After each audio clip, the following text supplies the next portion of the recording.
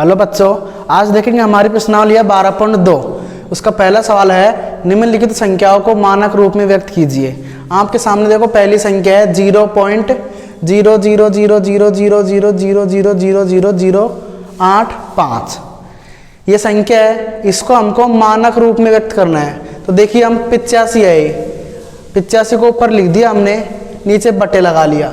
अब इनको गिनेंगे 1 2 3 4 5 6 7 8 9 10 11 12 13 संख्या है हमारे, यानी उल्टी करेंगे हम यहाँ से यहाँ तक, पॉइंट से पहले तक 13 संख्या है। तो नीचे को हमने 13 जीरो लगा दिए। 1 2 3 4 5 6 7 8 9 10 11 12 13 जीरो लगा दिए हमने। अब ये 85 है, इसको हम पॉइंट में बदलेंगे तो 85 को लिखेंगे 8.5 गुणा ये 10 कहाँ से आए, पॉइंट हटाएंगे हम यहाँ, तो पॉइंट हटाने के लिए 10 आ गया इधर, बटे 10 की घात 13। ये 13 शून्य है, इसलिए 10 की घात क्या आ गया, 13 आ गया। अब 8.5 गुणा 10 की घात 1 मान लिया हमने इसको, इस 10 को 10 की घात 1 मान ली। अब ये देखो आधार समान है, तो आधार 10 10 है, तो ये 13 ऊपर जाएगा तो किसको जाएगा, माइनस का, इसलिए माइनस के 13 आ गए। यानी 8.5 गुणा 10 की घात 1 मान ली इसको, 10 की घात 1 मान लेंगे इसको, और ये आधार समान है तो ये घात ऊपर चले गई तो माइनस की 13 हो गई। इस तरीके से 8.5 गुणा 10 है 1 माइनस 13, यानी 1 में से 13 जाएंगे तो बचेंगे माइनस के 12। तो हमारा उत्तर आ जाएगा 8.5 गुणा 10 की घात माइनस 12। इसको लिख दिया मानक रूप में। ऐसे ही हमारा दूसरा सवाल है 0.0000000000942। ये हो गया। अब हम क्या करेंगे, 942 यानी संख्या है अंकों में, इसको लिख दी 942 को ऊपर लिख दिया हमने, बटे लगा दिया। अब 942 शुरू से इकाई अंक से देखो 1 2 3 4 5 6 7 8 9 10 11 12 13 14। तो नीचे हमने 14 जीरो लगा दिए एक के आगे। 14 जीरो लगाने के बाद देखिए इधर 942 है, इसको हम दशमलव में बदलेंगे तो 9.42 बदल दिया हमने इसको, गुणा ये 100 कहाँ से आया है, पॉइंट के बाद देखो 1 2 दो संख्या है तो हमने 100 लगा दिया, बटे 10 की घात 14, यानी 10 की घात 14 का मतलब है 10 को अपन कितनी बार गुणा करेंगे, 14 बार।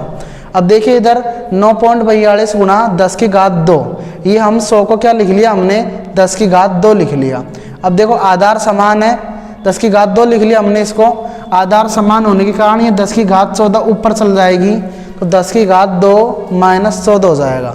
तो हो गया 9.42 गुणा 10 की घात 2 में से माइनस 14 घटाएंगे तो माइनस 12 बचेगा, तो 10 की घात आ जाएगा माइनस 12। इस तरीके से मानक रूप हो गया। अगला है तीसरा सवाल 602, उसके आगे 1 2 3 4 5 6 7 8 9 10 11 12 13 जीरो है। 602 के आगे 13 जीरो है।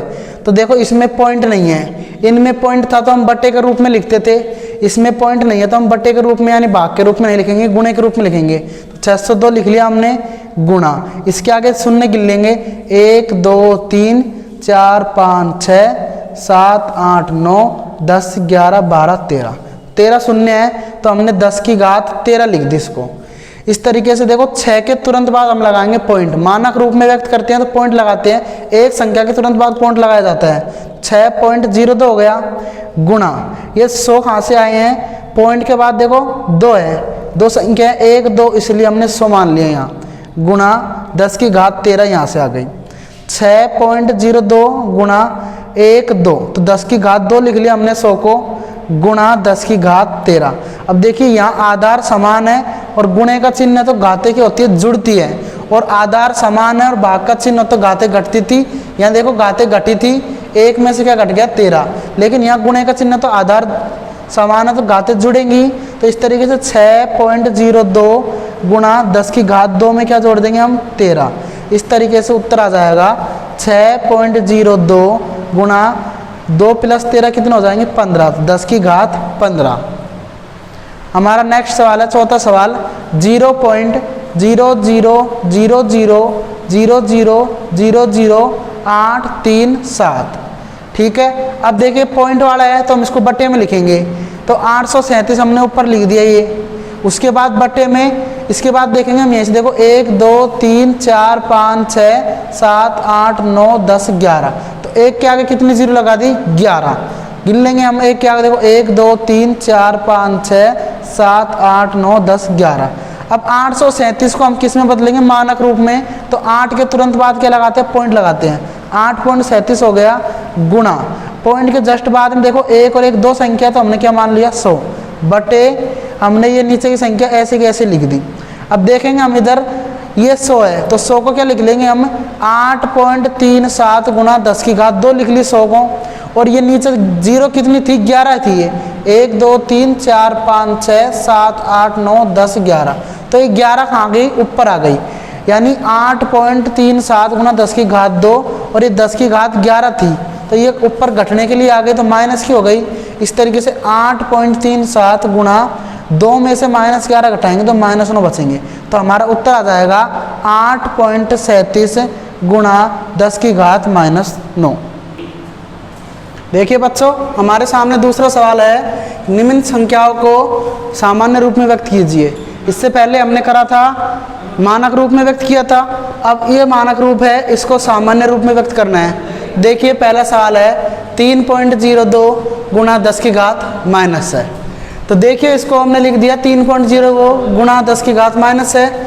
अब ये 3.02 को हमने 302 लिख दिया ऊपर, इसको 302 लिख दिया हमने। 0 के बाद पॉइंट था, उसको पॉइंट को हटा दिया हमने। पॉइंट हटाने का मतलब है 1 2, पॉइंट के बाद 2 संख्या, तो हमने नीचे क्या मान लिया? 100। यानी 302 बटे 100 गुणा 10 की घात, ये प्लस के 6 माइनस के 6 नीचे आएगी बटे में, तो किसकी हो जाएगी? प्लस के 6 हो जाएगी। तो 302 बटे 1 2, तो 100 को हमने 10 की घात 2 लिख लिया गुणा 10 की घात 6।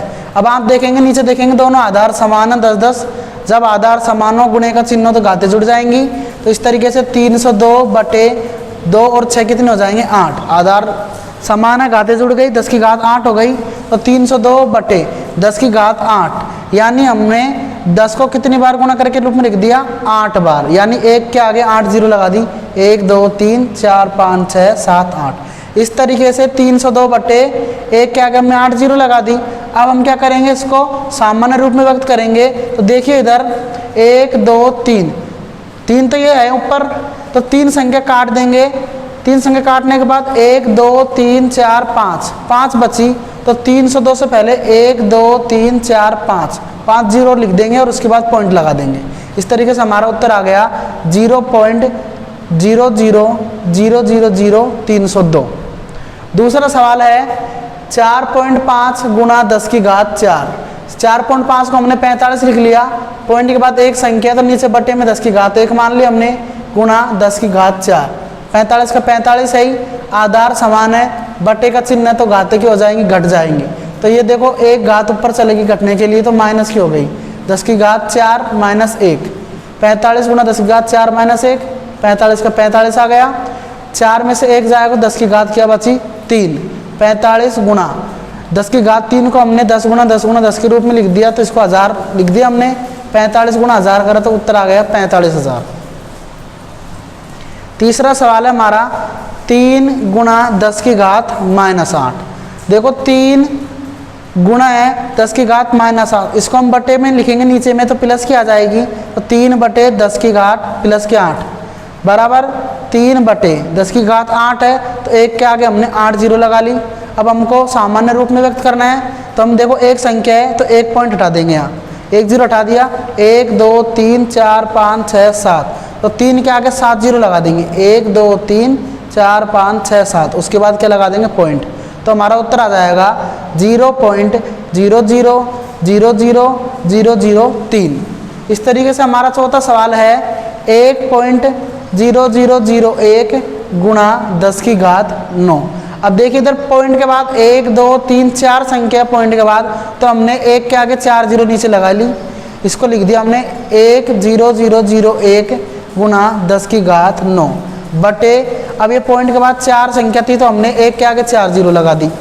अब देखिए यहाँ पे 10 की घात 9 है, यहाँ 1 2 3 4, तो इसको हम 10 की घात 4 के रूप में लिख लेंगे। 1.0001 गुणा 10 की घात 9 बटे 10 की घात 4। यहाँ पर आधार समान है, बटे का मतलब होता है भाग का चिन्ह। भाग का चिन्ह तो घाते के हो जाएंगी, घट जाएंगी। तो 1,0,0,0,1 गुणा 10 की घात 9, ये 4 ऊपर चल जाएगी, घटने में तो माइनस ही हो जाएगी। तो 9 माइनस 4 तो क्या बचा, 10 की घात 5 बचा। तो 1,0,0,0,1 गुणा 10 की घात 5। तो हमने क्या किया, 10 की घात 5 का मतलब है 1 के आगे कितने जीरो और लगा देंगे, 5। तो इस संख्या के आगे हम 5 जीरो और लगा देंगे। ये संख्या तो है ही, इसके आगे 5 जीरो लगा दी, 1 2 3 4 5। इस तरीके से हमारा ये सामान्य रूप आ गया।